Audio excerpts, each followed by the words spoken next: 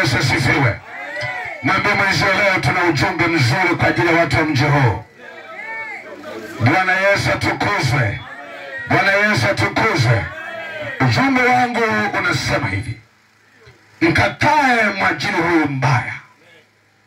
Mkatae mwajiri huyu mbaya. Bwana Yesu asifiwe. Bwana Yesu asifiwe.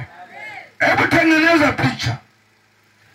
Umeajiriwa, alafu aliyekuajiri anakutumikisha kwa mateso makali, na mwisho wa siku anakulipa mshahara wa kifo. Tafakari, nazungumza tumkatae mwajiri mbaya. Mtu amekuajiri na anakutumikisha kwa mateso makali, kwa tabu, kwa shida, alafu mwisho wa siku mshahara wake ni kifo. Alo. Alafu mwisho wa siku anakulipa mshahara wake ni kifo. Na kabla ya kuanza hiyo, unataka uanze kazi hiyo, utakubali kutia sahihi mkataba huo? Bwana Yesu asifiwe. Bwana Yesu asifiwe. Unajua kabisa huyu mwajiri huyu, mwajiri mbaya huyu, amekuajiri, wanakutumikisha kwa kazi nzito, kwa kazi ngumu, alafu mwisho wa siku mshahara wake ni kifo. Je, utakuwa tayari kutia sahihi? Utakuwa tayari kutia sahihi? Utakuwa tayari kutia sahihi? Bila shaka kwa mtu mwenye akili timamu hawezi kukubali. Nasema mtu mwenye akili timamu hawezi kukubali. Sasa jioni leo nataka nizungumze na wewe kwa habari ya huyu mwajiri mbaya ambaye amekuwa akiwaajiri watu na mwisho wa siku mshahara wake ni kifo. Bwana Yesu asifiwe. Bwana Yesu asifiwe. Lakini cha ajabu kwamba zaidi ya nusu ya wanadamu wa kizazi hiki wametia sahihi ya huyo mwajiri mbaya. Cha kushangaza, watu wengi katika mji huu, watu wengi katika wilaya hii ya Mwanga, katika mkoa huu wa Kilimanjaro, katika taifa hili la Tanzania, katika bara hili la Afrika, katika bara la Ulaya, katika bara la Asia na Amerika, wametia sahihi kwa huyu mtu ambaye ni mwajiri mbaya. Fikiri ambavyo anakutumikisha, alafu mwisho wa siku mshahara wake ni kifo na mauti. Jina la Bwana libarikiwe. Bwana Yesu asifiwe. Basi yule ambaye anawatumikisha halafu anawalipa mshahara wa kifo. Je, unataka kumjua bosi huyu mkatili? Unataka kumjua bosi huyu mkatili? Bosi mkatili. Mkatae mwajiri huyu mbaya. Bosi huyu mkatili ni nani?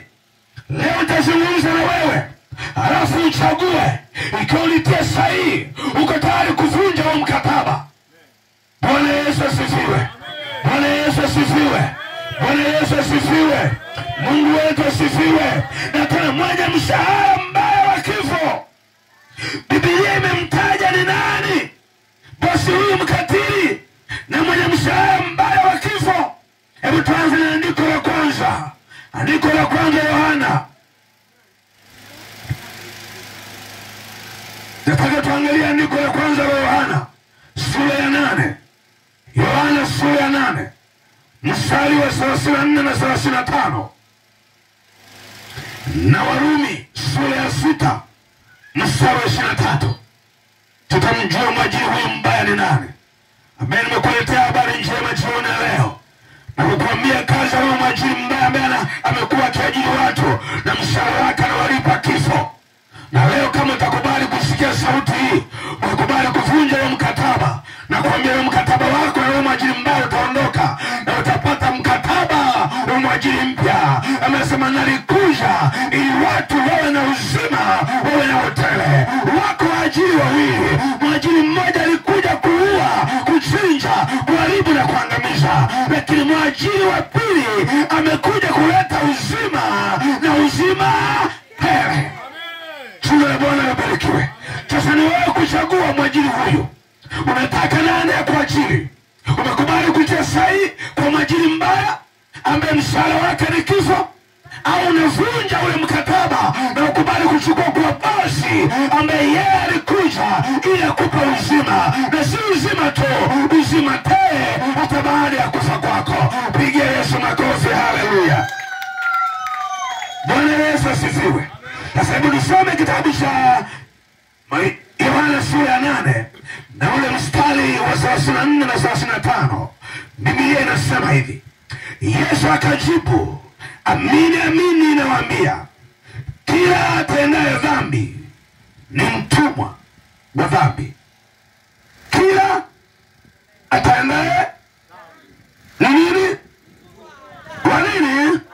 Ni mtumwa wa dhambi. Wala mtumwa hakai nyumbani siku zote, mwana hukaa siku zote. Mtumwa hana mamlaka ya kukaa ndani siku zote. Sasa nataka tuende kwenye kitabu cha Warumi.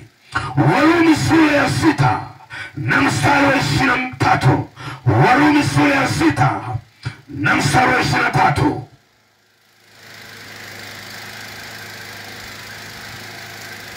Biblia inasema, kwa maana mshahara wa dhambi ni nini? Sema huyu bosi anaitwa dhambi, na mshahara wake anakupa nini? Sema mshahara wa dhambi ni mauti. Angalia, huyu bosi anaitwa dhambi, na huyu mwajiri mshahara anaitwa mauti. Sasa nataka tuanze kuzungumza. Nataka niongee hapa aliposema Yohana 8. Sasa ninasema Yesu akajibu, amini amini nawaambia, kila atendaye dhambi ni mtumwa wa dhambi. Fikiri ambavyo anazungumza kwamba kila atendaye dhambi, maana anazungumza kwa mwanamke ambaye ananisikiliza mahali alipo, anazungumza kwa mwanaume anayenisikiliza mahali alipo. Ikiwa uko hapa au uko mbali, mahali popote ulipo, Biblia inasema kila atendaye dhambi ni mtumwa wa hiyo dhambi. Bwana Yesu asifiwe. Bwana Yesu asifiwe. Bwana Yesu asifiwe. Wala ambazo watu wanateseka, watu wamekuwa ni watumwa. Jana amekuwa mtumwa wa ulevi, kuna mwingine ni mtumwa wa ulevi, amekuwa mtumwa, lakini mwisho wa siku anatumikishwa na ulevi, anatumikishwa na madawa kulevya, anatumikishwa na bangi. Kuna baba hawezi kulala nyumbani bila kunywa, hayuko tayari kuuza hata nguo ya mke wake, yuko tayari kuuza vyakula vya watoto ili aende akanywe. Huyu bosi anamtumikisha, hata ameondolewa heshima yake kwa sababu ya pombe. Watu wamemdharau kwa sababu ya pombe. Ndoa imeharibika kwa sababu ya pombe. Jamii imemtenga kwa sababu ya pombe. Familia imemkataa kwa sababu ya pombe. Huyu mwajiri anamtumikisha, amekosa ubinadamu, ameuza mashamba, ameuza mifugo, ameuza vyakula walivyolima, baadaye ajenge nyumba, watoto wake wala vizuri. Lakini huyu mwajiri mbaya anaitwa dhambi, anaitwa ibilisi, anaitwa shetani, anamtumikisha usiku na mchana. Alafu baada ya tabu hii anampa mauti. Ndio mshahara anaomlipa, ndio mshahara anaomlipa. Sikia, sema yeye anayefanya dhambi ni mtumwa wa hiyo dhambi. Amekuwa mtumwa wa ulevi, hawezi kujiachilia, hawezi kuacha, anatamani ajenge, analima mwaka huu, anafanya kazi, hata mwaka nitanunua mabati, nitanunua pikipiki, hata utaenda kusoma. Lakini akishapata hela, kwa sababu ni mtumwa wa dhambi, anakuta pesa yote aliyolimia, aliyofanya kazi, imeishia kwenye pombe, imeishia kuhonga, imeishia kuwapa watu na kuwanyweshwa, na anabaki maskini. Amekuwa ni mtumwa wa hiyo dhambi ya ulevi. Huyu mwajiri mbaya huyu, mtumieni kamwambia, piga mahesabu tangu umeanza kunywa bia, tangu umeanza kunywa pombe umetumia shilingi ngapi? Na kama ungekuwa na kibubu unaweka kwenye kibubu, haya maisha unaishi leo yanakuwa ni maisha yako? Jina la Bwana libarikiwe. Bwana Yesu asifiwe. Bwana Yesu asifiwe. Bwana Yesu asifiwe. Huyo amekuwa mtumwa wa pombe, mwingine ni mtumwa wa bangi, hawezi kulala bila kuvuta bangi, bangi na msumbua. Mwingine ni mtumwa wa sigara, lazima kamekaa hapa, hawezi kukaa bila kuvuta sigara, hawezi kukaa bila kuvuta bangi, imekaa hapa, yuko tayari aibe, yuko tayari azulumu, yuko tayari anyang'anye, ili avute bangi, ili avute sigara, ili aende akaibe. Yote hii ni utumwa. Amekuwa mtumwa wa dhambi. Hauwezi kuishinda hiyo dhambi bila kumkataa huyo mwajiri na kuvunja huo mkataba. Ni peke yake ambaye amekubali kuvunja mkataba na mwajiri mbaya anaitwa dhambi. Utakapovunja mkataba leo, utavunjika, na atakuja Kristo atakuweka huru, atakuweka huru, atakuweka huru.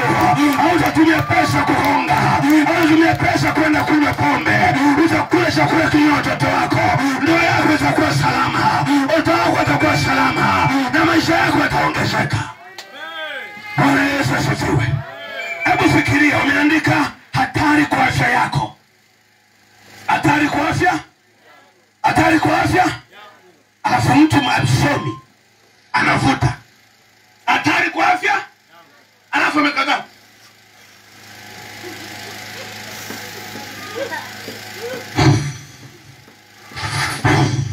Imeandikwa hatari kwa afya. Kama baba utakufa mapema, uache watoto yatima. Utakufa mapema kwa kunywa gongo. Unakunywa gongo, unakuta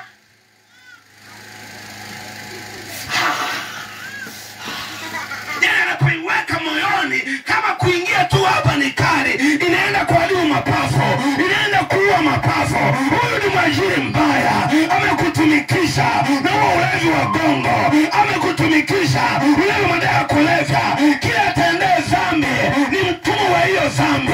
Wewe ni mtumwa wa hiyo dhambi. Hata kama una dini yako, unaenda Jumapili kanisani, Ijumaa unaenda msikitini, lakini unaye mtumwa anakutumikisha na huo ukahaba. Mwingine ni uzinzi, anamke nyumbani, lakini anamwacha nyumbani, anaenda mitahani, anachukua mama mataputapo ambaye watu wanasomba, naye yuko hapo. Huyo unamwangalia, ana akili kweli huyo, anachukua mtu yoyote, wanachukua yoyote, ni kama dekio, anafanyika dekio. Na wewe umekunywa pombe, unabeba huyo, unachukua huyo. Angalia huyo, hawezi kuacha. Huyo ni mtumwa wa dhambi.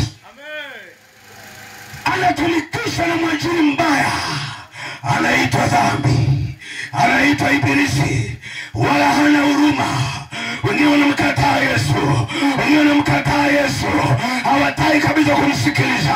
Wamesahau kwamba ukija kwa Yesu ndoa yako inapona, ukija kwa Yesu maisha yako yanakuwa salama. Hautakufa kabla wakati wako, hautakabla siku zako hazijafa. Wengi wamekufa kabla siku zao kwa sababu ya dhambi.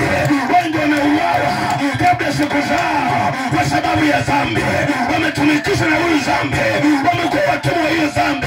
Ukimwi na waua, leo wanatumia kondomu, hawajui maana ya kondomu. Wanaposema kondomu, kondomu maana yake konda mno, konda mno. Sema, ukisikia kondomu maana yake ni konda, ndio maana ukiupata ule unakonda. Na wakati unatumia kondomu maana yake konda mno, huyo bado hajui. Wako mabinti wengi wamekuwa ni mama wa marehemu, ametoa mimba ya kwanza, ametoa mimba ya pili, ametoa mimba ya tatu, ametoa mimba ya 4, ametoa mimba ya 5. Alafu ukimkuta unasema sijawahi kuzaa, sina mtoto, wakati ni mama wa marehemu. Mama wa marehemu wa kwanza ameua wa kwanza. Mbele za Mungu hawa watoto watakudai, mbele za Mungu hawa watoto wako. Hizo nafsi zipo, wewe sio mbao, ni mama wa marehemu. Ziko roho zinakulilia. Umekuwa mtumwa wa hiyo dhambi ya uzinzi, umekuwa mtumwa wa hiyo dhambi ya ulevi, umekuwa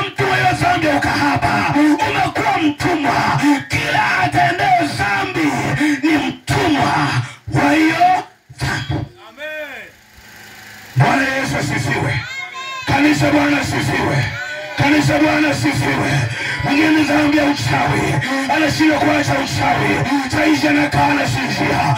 Ikifika usiku, wenzi wanalala, yeye ndio anaamuka, na lazima uende.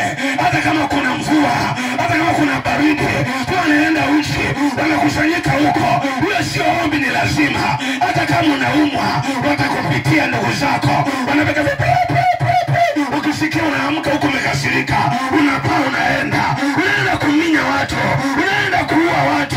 Wewe mama uchawi, wewe baba uchawi, umekuwa mtumwa wa uchawi. Wengine walikuwa watoto wadogo, ameanza kuroga akiwa mtoto mdogo, amekuwa ni mtumwa. Mwisho wake ni mauti, na mauti yenyewe ni jehanamu ya moto wa milele. Unamsahau unamtumikia, unadanganywa mwanamke, unanisikiliza bali popote ulipo, wewe uchawi umekutesa. Nimekuletea habari njema jioni leo. Yuko Yesu Mnazareti, ukimkubali huyo anakupa uzima, uzima tele, anakupa uzima, uzima tele. Haleluya, haleluya. Bwana Yesu asifiwe. Bwana Yesu asifiwe. Wamekuwa mtumwa. Mtu anayetenda dhambi, tajiri wake ni dhambi. Dhambi ni bosi mbaya, asiye na huruma, na huu ndio mshahara wake. Tajiri anayefanya dhambi, tajiri yako ni nani? Ni anaitwa dhambi. Jina pia anaitwa Shetani. Ndiye tajiri wako, na mshahara wako ni mauti. Tumesoma kwenye kitabu cha Warumi sura 6 na ule mstari wa 23, kwa maana mshahara wa dhambi ni mauti. Fikiri mwanaume ulioko hapa, fikiri mwanamke ulioko hapa, wewe unayenisikiliza, umekuwa ukifanya dhambi na mfunua bosi wako, na sasa mkatae mwajiri mbaya. Huyo amekuajiri, huyo anakulipa nini? Tangu umeanza uchawi, umeua watoto wako. Bibi mmoja alikuwa na watoto 9, amekula wa kwanza, akala wa pili, akala wa tatu, akala wa 4, akala wa 5, akala wa 6, akala wa 7, akala wa 8, katisa akaokoka, akabaki kameokoka. Pona yake ni kuokoka, pona yake ni kuokoka. Mama amekula wote, mama amekula wote, alafu yeye anatishiwa kama yeye ndio bosi wa mji, yeye ndio kiongozi wao, yeye ndio mfalme wao. Anaogopa kijijini kwa kula watoto wake, amekula wa kwake, amekula wajomba, amekula wa ndugu, amekula wadogo zake, amekula. Hata heshima yake, anakaa kwenye nyumba ya nyasi, anakaa kwenye nyumba ya matope, anakaa kwenye nyumba ya shida, lakini hata heshima yake ni kuwa watoto wake mwenyewe. Amekuwa mtumwa, hata hawezi kuacha. Mwingine anakimbia Dar es Salaam, ametoka Tukuyu kwa watoto wake, na kwenye wakamfuata. Unatukimbia, umekula wa kwetu, mizamu imebaki, amebaki na kamoja, kako Dar es Salaam, amekimbia huko, ameshindwa, hawezi kuacha, amekimbia, wakamfuata, wanasema hapana, lazima utoe. Mizamu yako ya kutoa, zamu yako ya kutoa. Mama amekata tamaa, nani atanizika? Amekula wote, nani atanizika? Nikamwambia bibi, umekuwa mtumwa. Hiyo ni utumwa. Unaweza kumpokea Yesu, ukamwingia kwake, anakusamehe bure, maana mwisho wa siku utaishia jehanamu ya moto, na ukimaliza wote, nani atakaye kuzika? Umekuwa mtumwa wa dhambi. Watu wa kivulini tumewaletea habari njema. Nimekuja kuzungumza na mama wa kivulini na baba wa kivulini. Tulikuwa waovu mkini kuliko wewe, tulikuwa vutabanya mkini kuliko wewe, tulikuwa walevi. Yesu ametutoa kwenye ulevi. Ni miaka 28 iliyopita, miaka 28 iliyopita ametutoa kwenye kuvuta bangi, ametutoa kwenye madawa ya kulevya, ametutoa kwenye pombe na wanawake. Leo tunamhubiri Yesu. Nilivunja mkataba wa ule mwajiri mbaya. Rafiki zangu wote wamekufa, tuliokuwa pamoja wamekufa, tuliokuwa wote wamekufa. Wote ukimwi mwafyeka, wengine ujambazi mwafyeka, wengine ukimwi mwafyeka. Haleluya, haleluya. Bwana Yesu asifiwe. Watu wa kivulini tumewaletea habari njema. njema, tumwalete habari njema. Kila ataendea dhambi, tajiri wake ni dhambi. Dhambi ndio bosi wake, dhambi ndio bosi wake, dhambi ndio mwajiri wako. Ukimkubali leo, jiona leo, ukavunja huo mkataba. Maana amekuja amesema kwa Mathayo 11:28, anasema njooni kwangu wote msumbukao na wenye kulemewa na mizigo, nami nitawapumzisha. Amekuja mwajiri, anaitwa Yesu Kristo. Amekuja bosi wa mabosi, anaitwa Yesu Kristo. Ameona umesumbuka na huo ulezi, hawezi kuacha mikoba. Wengine wameacha mikoba na babu zao, wameacha mikoba na baba zao. Anaokoa mahali pa kuweka. Kwa nyumbani kwetu kijiji Tukuyu, baba alikufa akawaachia mkoba. Akienda kishika mkoba, anaenda kutupa mtoni. Akifika nyumbani anakuja akasema, baba leo na maji iko ya baridi. Anakamata, anaenda kutupa, anapanda gari, anatupa huko mkoa mwingine. Akifika nyumbani kamefika, akasema baba nina njaa. Kwa kandieki nina njaa. Akiwa anaenda siku mtoto wake ti kaondoka.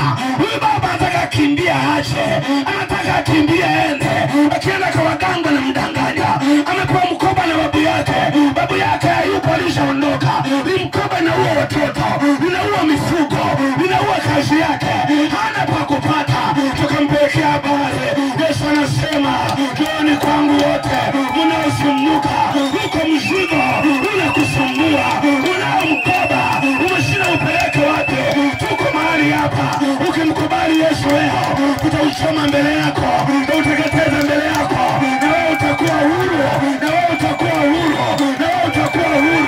Bana huo mkoba, najua watu wa Mwanga wanayo mikoba. Heshima ya ukoo ni mikoba. Mikoba, sema mikoba. Sema mikoba.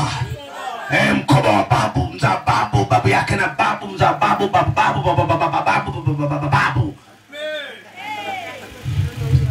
Koba, umeachia ulisi. Baada ya kuelewa unaachia magari na majumba, unaachia mkoba. Na ule wako, hata ukienda mjuu na kufuata. Hata ukienda wapi na kufuata. Lakini nina habari njema. Nasema nina habari njema. Nasema nina habari njema. Yuko mmoja anaitwa Yesu amesema, njooni kwangu wote msumbukao na kulemewa na mizigo, nami nitawapumzisha. Maana mizigo wangu ni laini. Haleluya, haleluya. Oh, haleluya, haleluya. Hautatumikishwa na mkoba wa babu tena. Kataa huyo mwajiri mbaya. Kwamba shetani leo na kukataa shetani na kazi zako zote, na uganga wako wote, na uchawi wako wote, na ulevi wako wote, na sigara zako zote, na uzinzi wako wote, na kukataa leo, na kukataa leo. Na vunja wa mkataba ulionitumikisha kwa miaka mingi. Heshima yangu imeondoka kwenye familia yangu. Nimekunywa pombe, sijaona faida. Nimezini, sijaona faida. Lakini jioni ya leo nimekubali kuacha yote. Navunja mkataba wako, naingia mkataba na Kristo. Naingia mkataba na Kristo. Ukiingia mkataba na Yesu, anasema kila aliyemwamini akikuweka huru, unakuwa huru kweli. Huyu mwajiri ni mzuri. Aliniweka huru mwenzenu. Aliniweka huru mwenzenu. Aliniweka huru mwenzenu. Ulikuwa ni mwaka 98 mwezi wa 12. Ilikuwa ni siku kama hii jioni, nikiwa nimeteswa na huyu mwajiri. Ametesa maisha yangu. Nilipoisikia Injili, tangu siku ile nilivunja mkataba wake na huyo mwajiri mbaya. Huyo alitaka niue kwa ukimwi, alitaka niue kwa ujambazi, alitaka niue kwa ukahaba, alitaka niue kwa ulevi. Nikamkataa mwajiri mbaya, nikamkubali Yesu. Amenipa uzima, amenipa furaha, amenipa amani. Anaheshimiwa kwenye familia. Familia walikuwa wananikimbia. Nikipuja sana, amepita huyo, amepita huyo. Mmefunga milango, mmefunga milango. Amepambana, nilikuwa na kuapua. Yaani sina hela ya kunyoa we. Nikiona kijiko kimeenda, nikiona sahani imeenda, nikiona hiki kimeenda. kumtumikisha, lakini alipompokea Yesu leo anaheshimiwa kwenye ukoo, anaheshimiwa kwenye ukoo, anaheshimiwa kwenye familia. Maana huyu maji ameniweka huru, leo nimekuwa msaada kwao. Unangoja nini mama? Njoo kwa Yesu. Bwana Yesu asifiwe. Bwana Yesu asifiwe. Bwana Yesu asifiwe. Mshahara wa dhambi ni mauti. Huyu bosi mzulumu mtu, bali anamlipa mtu mshahara tena kwa wakati. Yani huyu bosi dhambi hamzulumu, ni mwaminifu kulipa, na analipa kwa wakati, analipa kwa wakati, na analipa kwa wakati. Si mzinzi, amekupa mkazi, amekuajiri, yani atakulipa kwa wakati. Tana tu na siku hizi Trump amekataa vile vidonge vyetu hapo. Sasa usalama wako ni kwa Yesu. Ni Mungu ameingia. Vile vya bure hamna vya bure sasa. Sasa hamna vya bure, ni hela. Hapo penyewe sasa. Alafu huyu maji ataka kulipe, na kama huko Yesu anaponya ukimwi bure, Yesu anaponya kansa bure, Yesu anaponya zote bure. Ukimkubali Yesu anaondoa mkataba wa Yesu. Amekuja uwe na uzima, uwe nao tele, uwe nao tele. Amekuletea uzima tele, amekuletea afya tele, amekuletea amani tele, amekuletea furaha tele, amekuletea tumaini tele. Amani kwenye ndoa yako itajaa, amani kwa familia yako itajaa, kazini kwako itajaa, magomvi yataondoka. Mama, unangoja nini? Ukubali Yesu kwenye ndoa yako, utamwombea mume wako, utaombea watoto wako. Unangoja nini mama? Kuleta amani kwenye familia yako. Akikupa amani, anakupa tele ya moja kwa moja. Akikupa furaha, anakupa tele ya moja kwa moja. Alikuja uwe na uzima, alikuja uwe na amani. Haleluya, haleluya. Bwana Yesu asifiwe. Kila anayefanya dhambi anastahili malipo. Biblia inasema kwenye Luka mstari wa 17 na Timotheo wa kwanza 5:18. Nataka tusome maandiko mawili haya tuone. Mkatae mwajiri mbaya. Baba unayenisikiliza na kunifuatia mahali popote ulipo, mkatae mwajiri mbaya. Huyu mwajiri mbaya anaitwa dhambi, anaitwa shetani, ibilisi. Mshahara wake ni mauti, mshahara wake ni mauti. Hajawahi kumwacha mtu salama. Ameua vijana wetu wadogo, wamekufa kwa madawa ya kulevya, wamekufa kwa bangi, mmoja katika kujuzi vijana vidogo tu chini ya 16 17 wameiba pikipiki, wamekamatwa, wamepigwa, wakachoma na moto. Walikuwa watatu, mmoja amekimbia, wa dunia zimeshitika kama katapona, kama yama na Dar es Salaam, kama kimbia, wao wenzao wamekamatwa wawili, wamechoma moto. Angalia huyu bosi huyu, anasema nenda ukashukue. Alafu ukisha shukua unapeleka wapi? Unaua mtu kwa kuchukua pikipiki yake, unaenda kunywea, unaenda kuhongea, unaenda tu kwenye disco na kunywa bangi. Anakudanganya, mara ya kwanza unafanikiwa, mara ya pili unafanikiwa, lakini huyu bosi analipa kwa wakati. Leo kijana mdogo hakana mke, hakana mtoto, kamekufa kwa kuchoma moto. Mshahara wa dhambi ni mauti. Huyu bosi ni mbaya, amedanganya wengi. Wakati una fedha, unajiona wewe dunia yote ya kwako, unaenda kila mwanamke wa kwako, kila baa ya kwako. Ukifika baa watu wanakusifia, lakini maji amekuajiri. Ndugu yangu, hiyo fedha ungekaa, uweka watoto wako akiba, hata viatu hawana, hata nguo hawana, wanalala mahali pabaya, unapoteza hela kwa makahaba. Huyu maji anakudanganya, anataka ukuue, uache familia yako inateseka. Kuna watu wanalaani mpaka makaburi baba hao. Bosi mbaya huyu. Unakufa, watoto wako akipita kaburi lako anakanyaga, wewe baba, wewe nione. Umekunywa pombe, uliuza mashamba yetu yote, ukanywa pombe, ukachukua nyumba ndogo, wanapiga kaburi lako fimbo.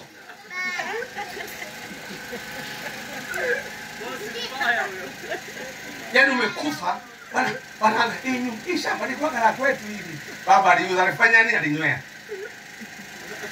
Hii hapa ilikuwa ya kwetu hii. Amekaa wewe, watoto wanalala njaa. Akikuba anachukua fimbo, aenda kaburini. Yaani wewe baba, wewe nakwambia utanikono leo. Piga. Sasa huko kusimu ndio iko. Kama hapo unapigwa viboko vipi kuzimu? Wale majini mbaya huyo. Bwana Yesu asifiwe. Bwana Yesu asifiwe.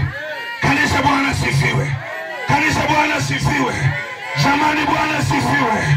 Wapendwa Bwana asifiwe. Watakatifu Bwana asifiwe.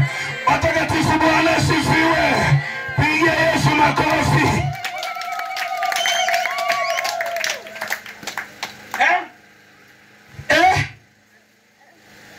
Timotheo wa kwanza 5:18. 5:18. Timotheo wa kwanza 5:18. Nataka nisome Timotheo wa kwanza 5:18. Nataka uone majini mbaya huyu. Huyu mbaya huyu 5:18. 5:18 anasemeje? Asa, kwa maana andiko nasema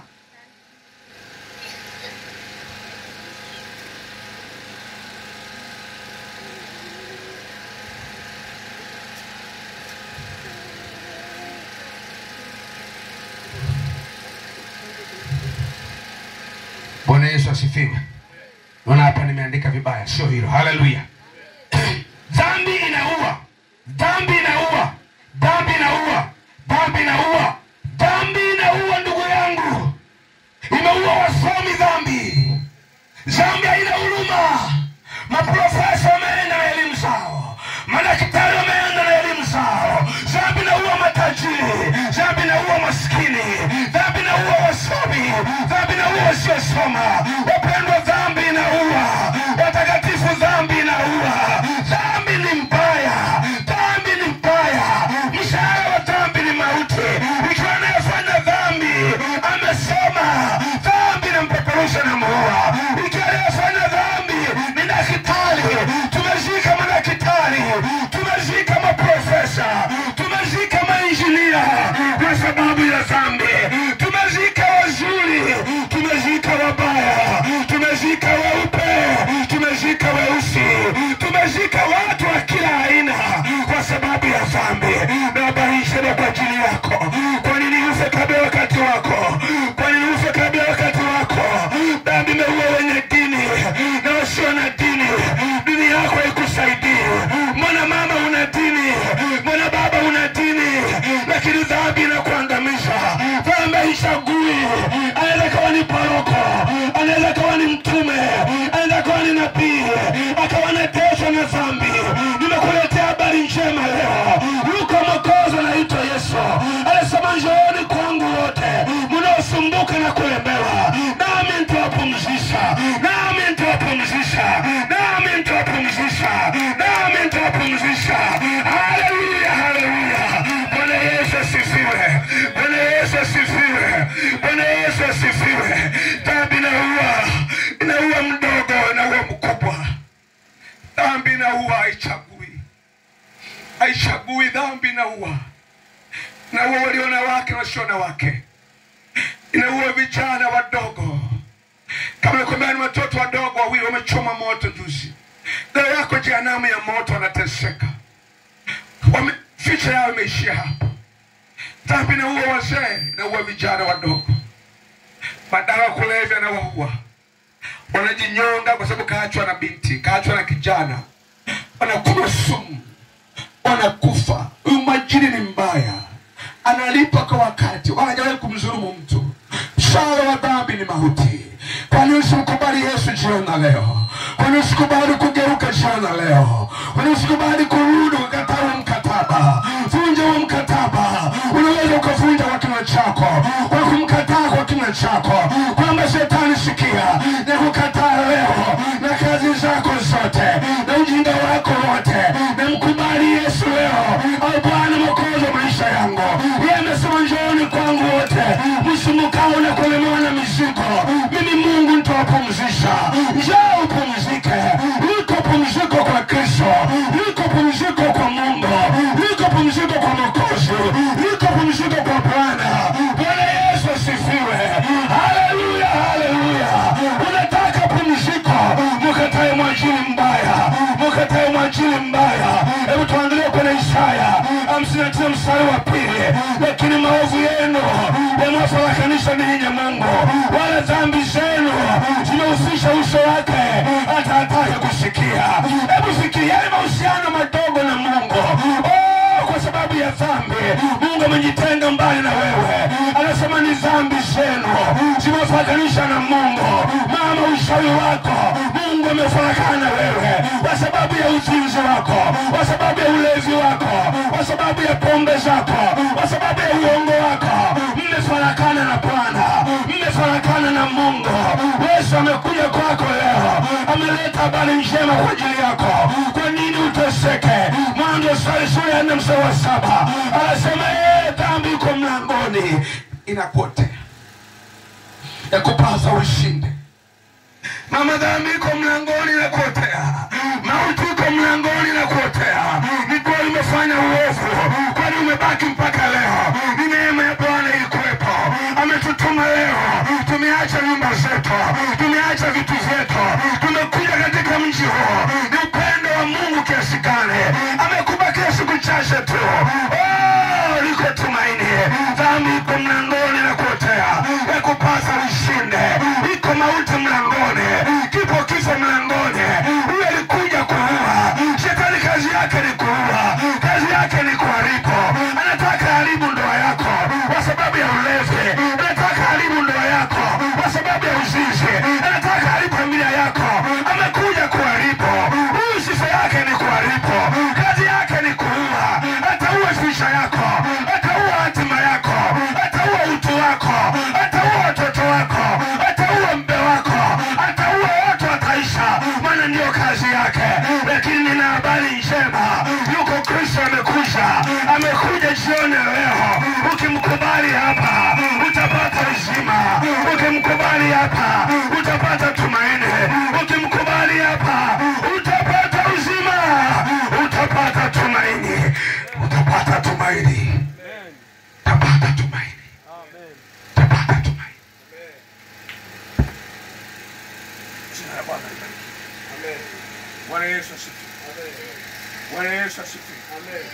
Bwana Yesu asifiwe. Amen. Bwana Yesu asifiwe. Amen. Bwana Yesu asifiwe. Amen. Bwana Yesu asifiwe. Bwana Yesu atukuzwe.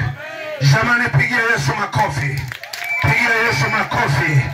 Pigia Yesu makofi. Pigia Yesu makofi. Nataka niangalie maandiko mengine nisome hapa, sababu niruhusu. Mwanzo sura 13. Soma Mwanzo 13 mstari wa 13. Mwanzo 13 mstari wa 13. Mwanzo 13 naongelea dhambi. Huyu majini mbaya huyo. Mwanzo 13:13. Nasema hivi: lakini watu wa Sodoma walikuwa wabaya, wenye kufanya dhambi nyingi sana juu ya Bwana. Watu wa Sodoma walikuwa ni watu wabaya, walifanya dhambi nyingi zidi ya Bwana, zidi aliyowaumba. Walifanya uovu wa kila namna, kama walivyo watu wa kivulini, kama walivyo watu wa mwanga.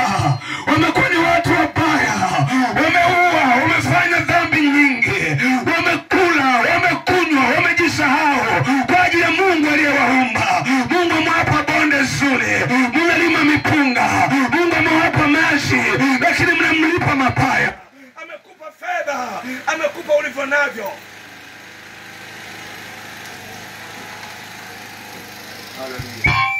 Bwana Yesu asifiwe. Kesho mfanye vizuri hapo. Bwana Yesu asifiwe. Anasema watu wa Sodoma walikuwa ni watu wabaya, walifanya dhambi nyingi kwa ajili ya Mungu. Pamoja kwa Mungu aliwapa bonde zuri. Ukisoma kwenye Biblia, bonde la Sodoma lilikuwa ni zuri kama hili. Lilikuwa ni bonde kijani kibichi. Watu walifuga wakapata, watu walilima wakapata, walifanya biashara wakapata. Mungu hakuwanyima kitu, aliwapa mvua kwa wakati, lakini walifanya dhambi kwa ajili ya Mungu, kwa ajili aliyowaumba. Hiyo ndio shukrani watu wa kivulini, hiyo ndio shukrani watu wa mwanga.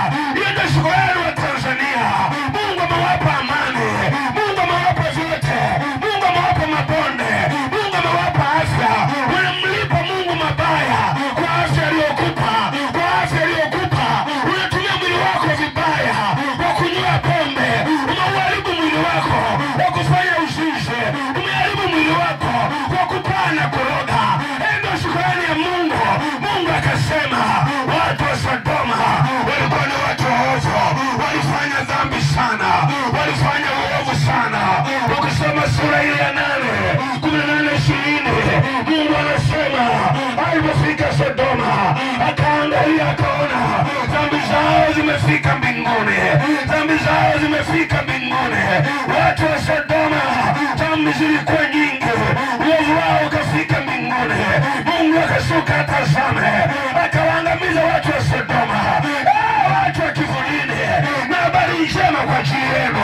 Mungu mtumishi wa Mungu Amidausi alikuwa kule Moshi anafanya biashara. Mungu amemleta kivulini, Mungu amemleta kwenye mji huo. Kanisa la Mungu limewekwa hapo, lakini mnalipita tu. Mnamkataa aliyewaumba, mnamkataa aliyewapa uzima. Anapaza sauti usiku na mchana, wanaomba usiku na mchana, lakini watu wanamkataa. Dhambi zenu zimefika kwa Mungu. Kwa nini msigeuke leo? Huyu mwajiri wenu amekusudia mabaya. Huyu mwajiri mbaya huyo, huyu mwajiri mbaya huyo. Mimi ameua ndugu zangu, ameua baba yangu. Mwajiri mbaya huyo, namchukia huyo. Ameua vijana wenzangu, ameua marafiki wangu. Huyu mwajiri mbaya dhambi huyo, huyu mwajiri mbaya huyo, huyu basi mbaya huyo, mbaya huyo. Ameua ndugu zangu, ameua marafiki zangu, ameua wadogo zangu, ameua wazazi wangu. Huyu mwajiri mbaya huyu. Walidanganywa na fedha walizokuwa nazo, wakatumia fedha kwa ulevi, wakatumia fedha kwa ukahaba, wakatumia fedha kwa ubaya. Na mshahara wa dhambi ni mauti, mshahara wa dhambi ni mauti. Yaani mshahara wako, kifo kinakuotea, kifo kiko mlangoni. Sijui anafuata nane. Kwa nini usikatae? Uvunje mkataba na hiyo dhambi, Mungu akuweke huru. Utaewa hatarini, utakunywa hatarini, utaiba hatarini, utaoga hatarini. Mwanamke, na habari njema kwa ajili yako. Utaendelea kuiba hatarini, utaendelea kuoga hatarini, utaendelea kuwa watu hatarini. Yesu anarudi, Yesu anarudi kanisa. Acha dhambi, acha dhambi, acha dhambi, acha dhambi. Kila atendaye dhambi ni mtumwa wa hiyo dhambi. Unaweza kauba makanisani, wengine wamejificha makanisani wakifikiri sehemu ya kujifichia. Ukificha dhambi zako hutafanikiwa. Dawa ya dhambi ni kuikiri, ni kuitubu na kuiungama mbele za watu, mbele mtumishi wake. Kama mimi ni mwenye dhambi, mimi ni mwongo, mimi ni mchawi, mimi ni mzinzi, nimekataa hata kumpokea Yesu. Usiwe kajificha kanisani. Yesu anarudi kuchukua kanisa lake. Jina la Bwana libarikiwe. Bwana Yesu asifiwe. Bwana Yesu asifiwe. Watu wametamani waganga, ndio tumaini lao. Napata taarifa za watu wa kivulini, watu wa Mwanga, wa Tanzania, wameheshimu waganga. Kila kuuliza kwao, wanauliza kwao ili wapate majibu. Wamekataa kuja kwa Mungu anayeponya bure, anayeponya. Utakuwa hapa kuanzia kesho asubuhi. Wewe kama una shida, una tabu, wako na maombi wako hapa, njoo uombewe bure bila kwenda kutaka ng'ombe au kutaka mbuzi chochote. Tuko hapa siku kuanzia kesho, kesho kutwa tutakuwepo hapa tukiombea watu bure. Wenye shida waje bure, lakini watu hawataki. Hebu nimalizie na Isaya. Isaya sura 30 mstari wa kwanza. Isaya 30 mstari wa kwanza. Isaya 30 mstari wa kwanza. Nataka usikilize hapa tukaende tukamalishe. Isaya 30 mstari wa kwanza unasema hivi: ole wa watoto wasi, asema Bwana, watakao mashauri lakini wayataki kwangu mimi, wajifunikao kifuniko lakini si cha roho yangu, wapate kuongeza dhambi juu ya dhambi. Yaani ana dhambi, anaongeza dhambi juu ya nini? Yaani ana dhambi kazini, kapata mimba, anapata dhambi nyingine tena nini? Ya kuua. Yaani dhambi juu.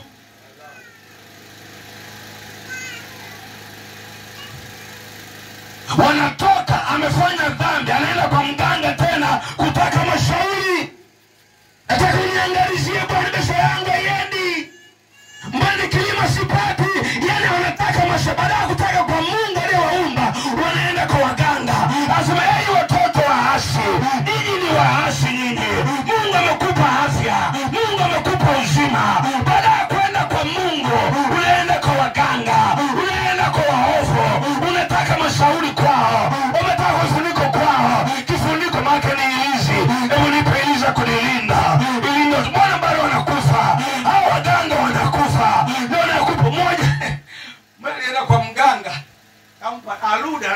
kafa ananipa masharti. Akaanza sasa ikakwisha kubali ndio kafa sasa. Anaanza kabisa kubali. Itakuwaje? Masharti moja taongo atakufa. Jamani nimete masharti ni cheo wiki moja. Sasa itakuwaje mganga naye kafa? Anapeleka kama kisha. Anasema nimekwisha mimi. Nimekwisha mimi. Nini? Umetaka mashauri kwa waovu. Kifuniko cha uovu. Ilize kusaidie. Ilize kulinde. Uchawi ya ukulinde. Anaweza kulinda ni Yesu tu. Anaweza kutetea ni Yesu tu. Jamani Bwana asifiwe. Jamani Bwana asifiwe. Mwenye uwezo wa kulinda ni Yesu. Mwenye uwezo wa kulinda ni Yesu. Yesu ndio kifuniko chetu. Yesu ndio ulinzi wetu. Ni damu ya Yesu pekee. Tunalindwa na damu ya Yesu. Watoto wetu hawana ilizi. Watoto hapa anailizi kiunoni, anailizi hapa, anailizi kwenye makwapa, yani mbaba kwenye pochi ilizi, lakini bado anakandamiza, lakini bado analoga. Njoo kwa Yesu. Unalindwa na damu ya Yesu. Unalindwa na damu ya Yesu. Jamani kwa Yesu raha. Kuku nakula mwenyewe. Kuku nakula mwenyewe. Mbuzi nakula mwenyewe. Umpelekei mganga tena. Wewe utaka ushauri kwake tena. Ukitaka ushauri, asema njooni mtake ushauri kwa Bwana. Njooni mtake ushauri kwa Bwana. Njooni mtake ushauri kwa Bwana. Enyi waasi, mmetaka kifuniko cha uovu. Kwani msije kwa Bwana? Watu wa kivulini, waone yaliyoko hapa. Waone nisikiliza. Nimekuletea habari njema. Yuko mwajiri mwema anaitwa Yesu. Amesema njooni kwangu nyinyi nyote.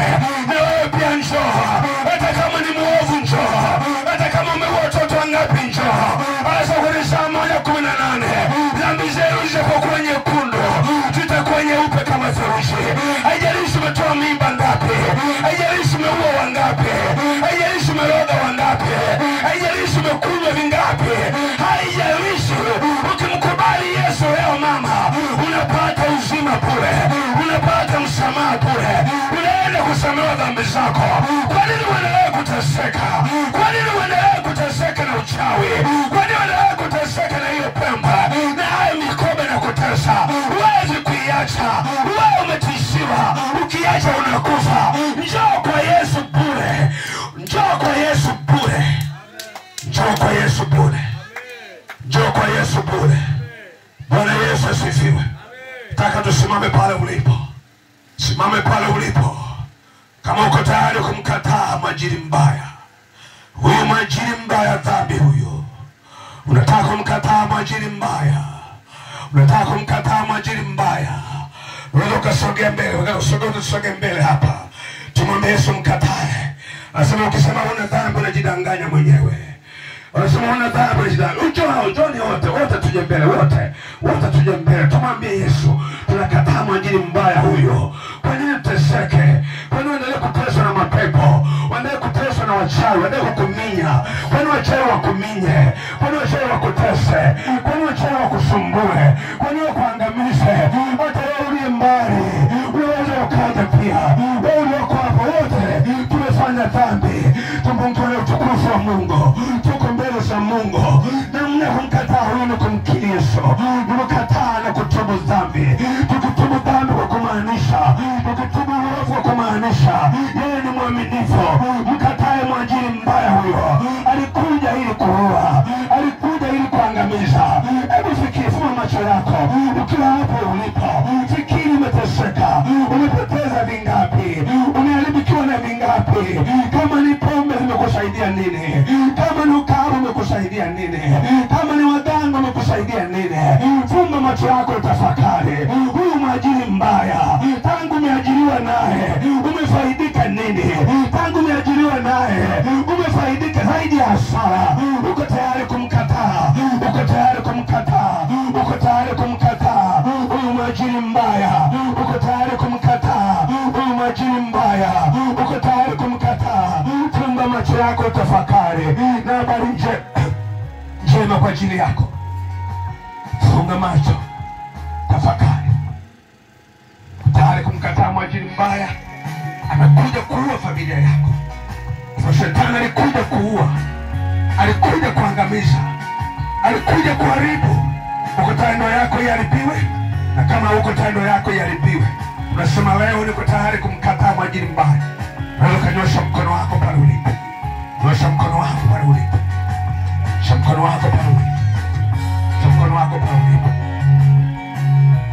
Sema Bwana Yesu. Sauti punguza kidogo. Sema Bwana Yesu. Sema Bwana Yesu. Niko mbele zako. Jioni ya leo. Jioni ya leo. Nimetambua. Nimeajiriwa. Ni mwajiri mbaya. Anaitwa dhambi. Amenitesa. Amenitesa. Amenihangaisha. Nimeteseka miaka mingi. Nimeteseka miaka mingi. Mimi leo ninakubali. Na ukataa shetani. Na ukataa shetani. Wewe mwajiri mbaya. Na ukataa leo. Na ukataa leo. Na ukataa leo. Kwenye maisha yangu. Na ukataa leo. Na ukataa leo. Na kazi zako zote. Na kazi zako zote. Na kazi zako zote. Na ukataa leo. Na kazi zako zote. Na kukubali Yesu. Nakubali Yesu. Nakukubali Yesu. Nakubali Yesu. Uingie ndani yangu. Uingie ndani yangu. Uingie ndani yangu. Uingie ndani yangu. Uingie ndani yangu. Karibu ndani yangu Yesu. Karibu ndani yangu Yesu. Karibu ndani yangu Yesu. Uniweke huru. Mbali na dhambi. Mbali na mateso. Mbali na mateso. Bwana Yesu. Bwana Yesu.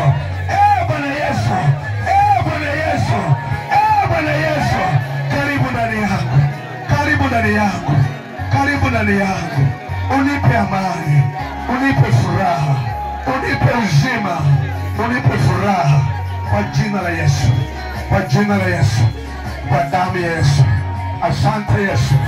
Asante Yesu kwa kunikomboa na kuniweka huru. Kwa jina la Yesu.